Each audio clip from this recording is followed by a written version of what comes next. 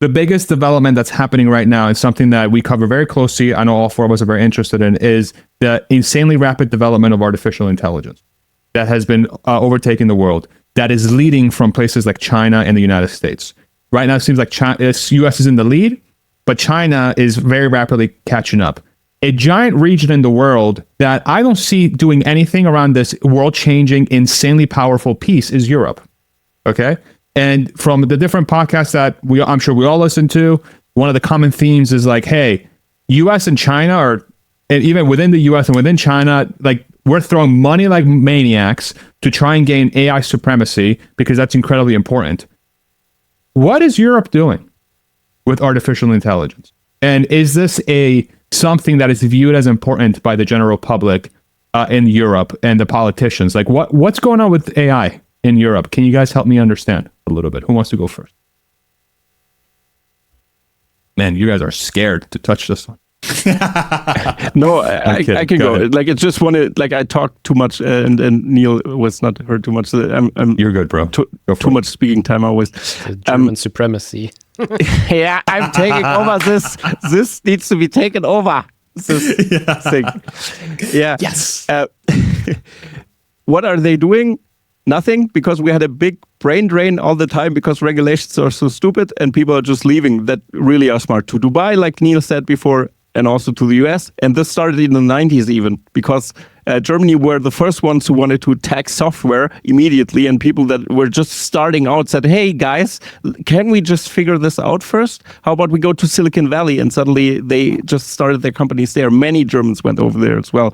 And those things. So is this relevant? I don't think so, because we have a war next to us right now. And I think this, like the security thing, will take over this topic for at least 4 years, more or less. And I think this, especially now with US pulling back, now it's destabilized. So we have different things to do than to care about AI. But another thing will be just a play ball in the future again, like before, like the bigger powers that have more money will, in the end, kind of, that's what I see there, which is a harsh reality. But yeah, because it's interesting, even the regulations don't make sense that Europe put out. For example, the privacy policies they put out, they very, very strict, and they were so, great, we have this. And now everybody copies company data into ChatGPT to answer an email. Like, they use the service anyway. And of course, data is not secure. It's on ChatGPT servers, internal information about many, many companies, because nobody really enforces it. It's because it's too fresh. Like, we're too late to the party again. It's too, politicians don't know what to do at all. And so I'm not hopeful in that regard. Yeah. Neil. Yeah, I mean, Europe has been doing a lot with regards to AI regulation. It's that's the AI company, Regulatory AI. That's the huge company coming out of Europe.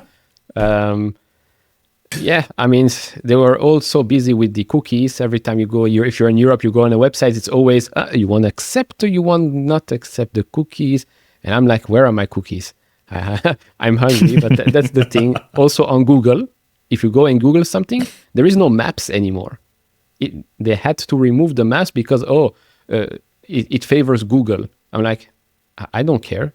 My consumer experience is now 10 times worse.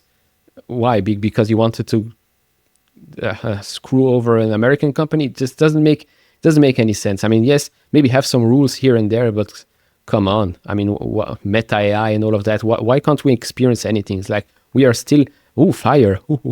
That's hot. It's like still Stone Age when it comes to AI in Europe. And again, it's such a shame, because the same thing again, if you have an idea, you're not going to do it in Europe, you're going to do it elsewhere. And rinse, repeat. And at the end of the day, you get screwed. Do Europeans who are tech savvy put up with that, or do they use VPNs and just pretend that they're not there? I was thinking about that more and more, because if I can't use, for example, Apple Intelligence or whatever, just to try it out even, You don't want to try Apple Intelligence. It's fucking awful. Yeah, it is. I've tried it out already. But I just wanted to add something there. That's why technology is so important. That's why I'm highly in favor of Starlink. I have a Starlink installed in my Tesla. So I'm having Wi-Fi in my Tesla all the time. I can have independent internet kind of every time. I can just, nobody can do anything about this. I have better connection because we don't have such a good mobile phone connections here in Germany as well. But something like that to be more independent, or the VPN, like you said, stuff like this, because it gets close to China. In that sense, they also need to have VPNs to access services from the US, for example. And that's what we need to do with AI stuff now, more or less. Some features are not even there, because obviously, why should companies care then? Google will say, oh, we don't put up with this. We would just make a European version that's just the basic version, and then the Americans enjoy all the benefits. Also with full self-driving, we take ages and ages, and we could enjoy the same thing. But I hope we have so many car accidents that they're willing to try this out finally and just get it done. Kind of, it's dire times, dark times ahead. My worry with the European region is like, so, with the full pod, we've discussed all the different hardships and all the different complexities that are keeping Europe from reaching its full potential in a lot of ways. In a lot of ways, it's de-incentivizing the people from staying in the region that really want to make the region better in big ways. And artificial intelligence is just going to make that gap so much bigger, with places like the United States and China specifically being so hardcore about the investments that they're making, that a place like Europe, again, home to 700 million people, immense culture, immense traditions, talent, people, the biggest forcing function for progress and improvement and wealth creation and freedom and individual power is actively being suppressed because of irrational regulation that is embedded in the region, right? How is that even reversible? Like I know I'm not sure about actively. That's the problem. Actively suppressed, I would say, clusterfucked because of the cluster. I'm not sure if. No, I know people are not going out of their way to make AI worse. Suppressing anything. It's just like the whole system. The Germans getting afraid again. That, oh my God, here we go. No. Not again. Yeah. No, I 100%. No, I agree. What I should say is, like, it feels like it's active suppression because of how it's complication. I would say that's how I would frame it. It's more complication. It's too difficult to inescapable frustration. Yeah. Yes. Yeah. And the culture is too ingrained. Kind of. I don't have a solution for my situation as well in that sense, because I'm half American. I could jump over the mud. I'm always thinking about that. And water's warm. Yeah. Go for it, Neil. Yeah. No, it's a bit of the same with EVs and ICE vehicles, right? You don't want your ICE companies to get completely destroyed, because they cannot compete with Tesla or Chinese ones. But at the same time, you have your EV agenda that you have to make work. And then it's like, again, finding the right balance with subsidies. Again, in Europe, I think subsidies are slowly but surely going away because they see that sales are not as explosive as previously expected. So yeah, I don't know. It's quite strange, especially in Germany, because Germany is a huge country when it comes to car making. So yeah. Yeah. Go for it, Hans. I was just agreeing. Yep. Yeah. But it seems like dark times are ahead for Europe in a lot of ways. But I guess the other, perhaps there's reason to hope. I mean, I think that what Javier Milei is doing in Argentina is a crazy global experiment that, if he continues, I think a lot of people will say that he's failing, that all he's doing right now is he's creating austerity, And the people of Argentina are worse off now than they were a year ago or 2 years ago because there's not all this support for people. And, you know, I look at it a different way. I think that there's nothing, this is just a common sense reality. There's nothing in life that is worth having that does not require discipline and sacrifice at least a high level, if not a very high level.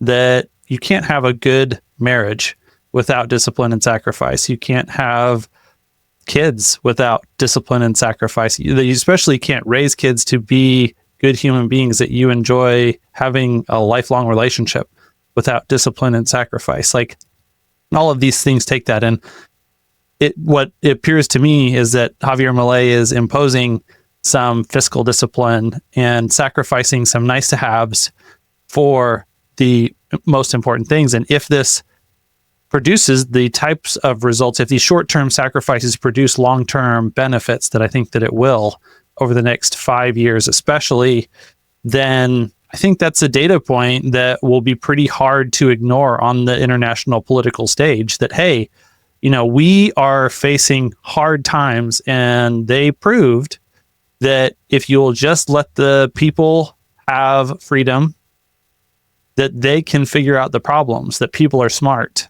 That is, I think that's going to be powerful. But, you know, in line with the conversation we've been having, that is definitely a difficult, like, just because that works some places doesn't necessarily mean that it's compatible with every culture in every geographical location.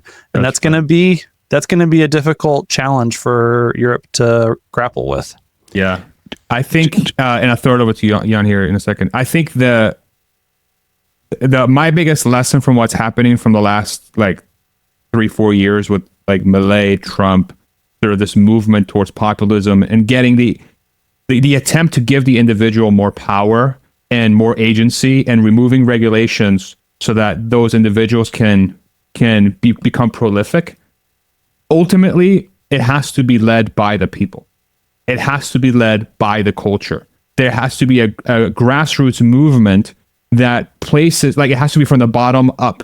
It has to be. It can't just like be plunked on top and then hope it works. It will never work. It has to be fundamental. And so the question becomes, from Europe's perspective, out of the 700 million people, can they reach a significant amount of a groundswell movement that wants Europe to be a leading region for technological supremacy and artificial intelligence supremacy? Without that, it ain't gonna happen. That's the unfortunate truth. It has to be a grassroots movement for this to take hold. Well, I mean, I think that grassroots movement is there. That's why these alternative parties are so popular and have to be suppressed in the way that they are.